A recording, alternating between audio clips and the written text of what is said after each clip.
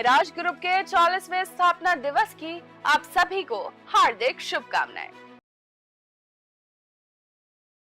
नमस्कार, मैं मनीष शर्मा, न्यूज़ 21 देख रहे हैं आप। यूपी बुलेटिन में आप सभी का स्वागत करते हैं। खबरों की शुरुआत करेंगे खबर आ रही मिर्जापुर से। मिर्जापुर के मड़िहान तहसील क्षेत्र में लगातार बारिश के बीच 2 कच्चे मकान ढहने से 3 लोगों की मौत हो गई, जबकि एक व्यक्ति गंभीर रूप से घायल है। रजोहा गांव में कच्चा मकान गिरने से रमाशंकर सिंह पटेल और उनकी पत्नी अशोक कुमारी मलबे में दब गए।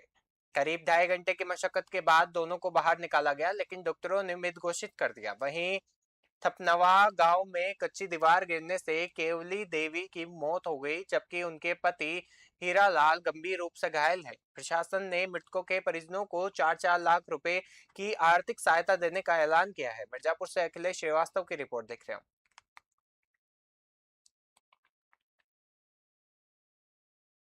सर, 3 लोगों की मौत हो गई दीवार गिरने से, क्या है पूरा मामला? ये अतिवृष्टि की वजह से जो कच्चे घरों में दीवारें सोख ली जाती हैं, दीवारों में जो पानी सोखने की वजह से रात में सोते समय उनके ऊपर दीवार गिरने से 2 अलग अलग घटनाओं में मिला करके 3 लोगों की दुखद मृत्यु हुई है। उनका इस समय पोस्टमार्टम कराया जा रहा है। 4-4 लाख रुपए की प्रति मृत्यु के हिसाब से उनको आर्थिक सहायता मुहैया कराई जाएगी। और उसके अलावा पूरे ज़िले में एक जागरूकता के लिए ये निर्देश दिए गए हैं। कन्नौज के तिरवा स्थित राजकीय इंजीनियरिंग कॉलेज में 5 माह से छात्रवृत्ति नहीं मिलने पर छात्रों का गुस्सा फूट पड़ा है। करीब 710 छात्र छात्राओं ने छात्रवृत्ति की मांग को लेकर कॉलेज के मुख्य गेट पर बैनर लेकर प्रदर्शन और हंगामा किया।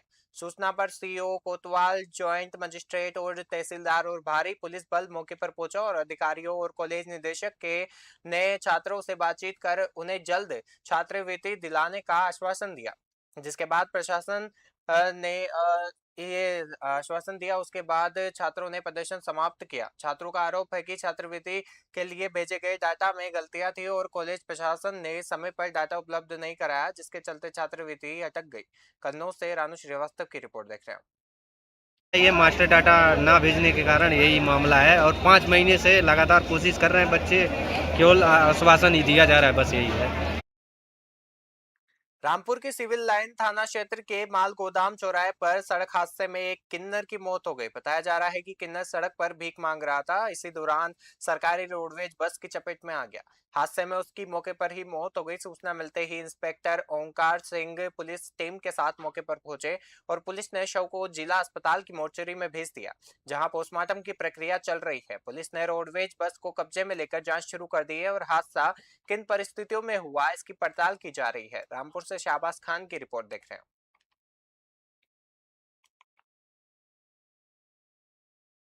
धौलाना की कमरुद्दीन नगर निवासी महिपाल सिंह की पत्नी स्वर्गीय रामवती देवी की 13वीं और शोक सभा में बड़ी संख्या में जनप्रतिनिधि और गणमान्य नागरिक और ग्रामीण शामिल हुए।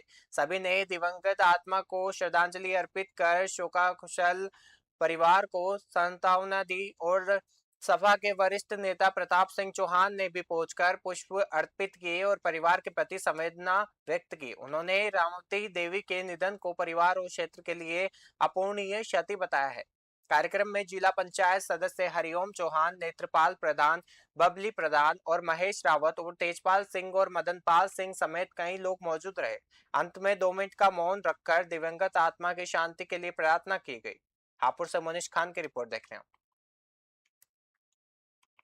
जिला अधिकारी कविता मीणा और मुख्य विकास अधिकारी रितु शर्मा अध्यक्षता में कलेक्ट्रेट सभागार में जल निगम के विकास कार्यों की समीक्षा बैठक हुई। बैठक में पेयजल आपूर्ति, पाइपलाइन बिछाने, पुरानी पाइपलाइनों की मरम्मत और सीवरेज व्यवस्था से जुड़े कार्यों की प्रगति पर चर्चा की गई। डीएम ने अधिकारियों से निर्माण कार्यों, स्वीकृति धनराशि के संक्षेप, खर्च और गुणवत्ता की जानकारी ली। उन्होंने सभी कार्य तक समय सीमा में गुणवत्तापूर्ण तरीके से पूरा करने के निर्देश दिए और जिलाधिकारी ने पेयजल आपूर्ति को स्वच्छ सर्वोच्च प्राथमिकता बताते हुए कहा कि किसी भी क्षेत्र में पानी की समस्या नहीं होनी चाहिए और साथ ही आमजन की शिकायतों का त्वरित निस्तारण और निर्माण कार्यों की नियमित निगरानी सुनिश्चित करने के निर्देश दिए गए हैं। हापुड़ से मनीष खान की रिपोर्ट देख रहे हैं। सीतापुर के मिस्ट्रिक ब्लॉक की ग्राम पंचायत ओट स्थित आयुष्मान आरोग्य मंदिर में दोपहर 2 बजे ताला लटका मिलने से स्वास्थ्य व्यवस्था पर सवाल खड़े हो गए। ग्रामीणों का आरोप है कि इलाज और मुफ्त दवाइयों की उम्मीद में पहुंचे मरीजों को केंद्र बंद मिलने के कारण वापस लौटना पड़ा। ग्रामीणों ने तैनात सीएचओ नेहा कदीर पर समय से ड्यूटी पर नहीं आने और विरोध करने पर अभद्र व्यवहार करने के आरोप लगाए हैं। मामले में ब्लॉक स्तर के अधिकारियों से संपर्क करने का प्रयास किया गया, लेकिन फोन पर जवाब नहीं मिलने का दावा है। ग्रामीणों ने स्वास्थ्य मंत्री से मामले की जांच कर कार्रवाई की मांग की है। सीतापुर से ब्यूरो रिपोर्ट। बस्ती के दुबोलिया विकासखंड का सुविखा बाबू गांव हर साल सरयू की बाढ़ का दंश झेलता रहता है और करीब 65 परिवारों की इस बस्ती में पानी बढ़ते ही घर डूब जाते हैं और ग्रामीण मवेशियों व जरूरी सामान के साथ तटबंध पर शरण लेने को मजबूर हो जाते हैं।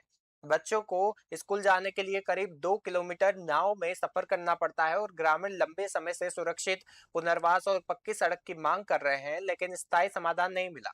इस बीच सरयू खतरे के निशान 92.73 मीटर को पार कर 92.80 मीटर तक पहुंच गई है। कटान प्रभावित इलाकों में प्रशासन निगरानी और बचाव कार्य कर रहा है। बस्ती से दिलीप पांडे की रिपोर्ट देख रहे हैं।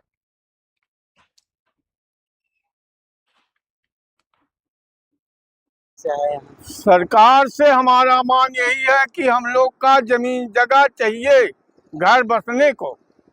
हम लोग पानी में नहीं बसेंगे।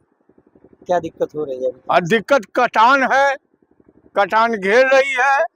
कहाँ तक हम लोग जाएं, कहाँ न जाएं। कभी कोई अधिकारी आते नहीं आते? यहाँ कोई अधिकारी आता नहीं।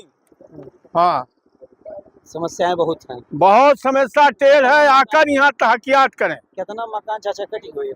यहाँ तो कट गया, कम से कम 22 घर कटा हुआ है। समस्या ये है कि ये लगभग 2024 से कटान चालू हुआ यहाँ पे। लगभग 30 से 40 बीघा दक्षिण नदी था। अब धीरे धीरे गांव के करीब में आ गया। गांव के लगभग महुआ पार कला से लगभग 15 से 20 घर कट चुके हैं। बैरादी हाथमाली से 2 घर कट गए हैं, लेकिन इनको कोई सुविधा अभी तक नहीं मिला। सरकार द्वारा, संबंधित अधिकारी द्वारा आश्वासन ही दिया गया। क्यों आश्वासन सिर्फ दिया जाता है? देखिए, बाढ़ के संबंध में हमने जो प्रशासनिक व्यवस्थाएं थी वो हमारी पूर्ण है और हमारे सारे टेंडर हो गए हैं। और जहाँ जहाँ अभी सुविखा बाबू और 3 अन्य गांवों में थोड़ा सा पानी आने की वो जानकारी प्राप्त हुई। सुविखा बाबू में हमने 2 स्टीमर और 2 नाव लोगों के आवागमन के लिए लगा रखा है ताकि किसी को कोई दिक्कत नहीं हो। इसके साथ अर्जुनपुर, लकड़ी पांडे और संग्रामपुर में भी हमने एक एक जो है नाव लगा रखा है। इन लगभग 125 जो घर प्रभावित हैं अभी इन चारों गांवों को मिलाकर, उनको हम खाद्यान्न के रूप में किट जो हमने पहले से टेंडर कर रखा है वो हमने मंगा लिया है और आवश्यकता पड़ने पे उनको तत्काल हम वितरण सुनिश्चित करेंगे। भारतीय किसान यूनियन सौराष्ट्र के सैकड़ों किसानों ने तिरंगा यात्रा निकालकर देशभक्ति का संदेश दिया। यात्रा का शुभारंभ शहीद पार्क स्थित शहीद भगत सिंह की प्रतिमा पर माल्यार्पण के साथ हुआ। इसके बाद किसान हाथों में तिरंगा लेकर भारत माता के जयकारे लगाते हुए कलेक्ट्रेट की ओर रवाना हुए। यात्रा कोतवाली नगर क्षेत्र के जीटी रोड, ठंडी सड़क और होली मोहल्ला और कैलाशगंज से होकर गुजरी और बड़ी संख्या में किसानों की मौजूदगी से रास्ते देशभक्ति के नारों से गूंज उठे। यात्रा के दौरान किसानों ने राष्ट्रीय ध्वज के प्रति सम्मान और देशभक्ति की भावना का संदेश दिया। एटा से ही राज अली खान की रिपोर्ट देख रहे हैं। एटा के कोतवाली नगर क्षेत्र स्थित डाक बंगला परिसर के सीएमओ कार्यालय की छत से गुजर रहे बिजली के तारों में शॉर्ट सर्किट से अचानक आग लग गई। आग के साथ धुआं उठता देख कार्यालय में मौजूद कर्मचारियों में अफरा तफरी मच गई और कर्मचारियों ने तत्परता दिखाते हुए कड़ी मशक्कत के बाद समय रहते आग पर काबू पा लिया। राहत की बात तो ये रही कि हादसे में किसी के हताहत होने की सूचना नहीं है और आग लगने के बाद कार्यालय में कुछ समय के लिए हड़कंप की स्थिति बनी रही। घटना एटा के कोतवाली नगर क्षेत्र के डाक बंगला स्थित सीएमओ कार्यालय की बताई जा रही है। एटा से राज अली खान की रिपोर्ट देख रहे हैं।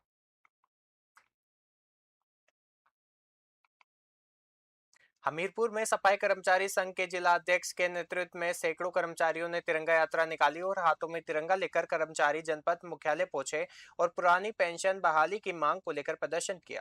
कर्मचारियों ने सरकार से पुरानी पेंशन योजना को दोबारा लागू करने की मांग उठाई और तिरंगा यात्रा के दौरान कर्मचारियों ने अपनी मांगों के समर्थन में नारेबाजी भी की। बड़ी संख्या में कर्मचारियों के पहुंचने से जनपद मुख्यालय पर हलचल रही और सफाई कर्मचारी संघ के पदाधिकारियों ने कहा कि कर्मचारियों के भविष्य को सुरक्षित करने के लिए पुरानी पेंशन बहाल किया जाना जरूरी है। हमीरपुर से जीतू यादव की रिपोर्ट देख रहे हैं।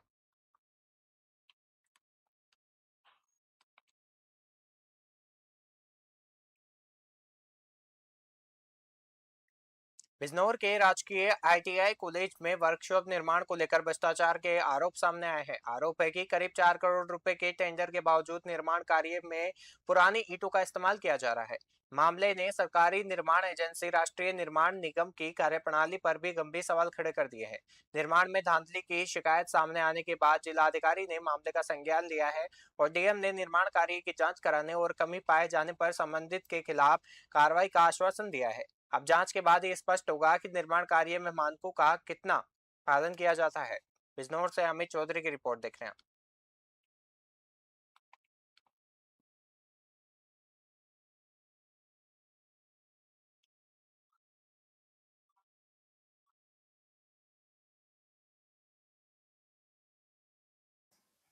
मैडम, राजकीय ITI में एक वर्कशॉप का निर्माण हो रहा था, उसमें पुरानी ईंटों का प्रयोग किया जा रहा था कार्यदायी संस्था द्वारा।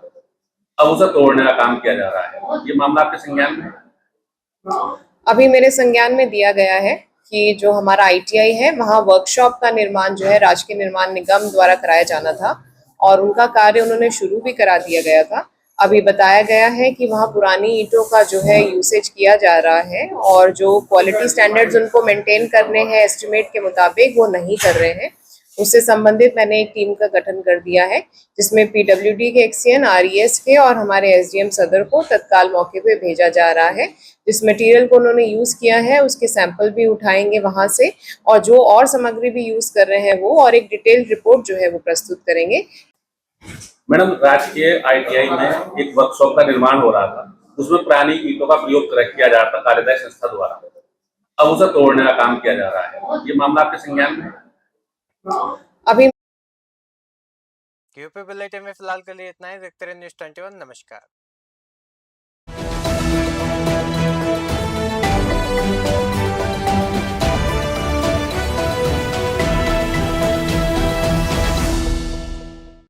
मिराज ग्रुप के 40वें स्थापना दिवस की आप सभी को हार्दिक शुभकामनाएं।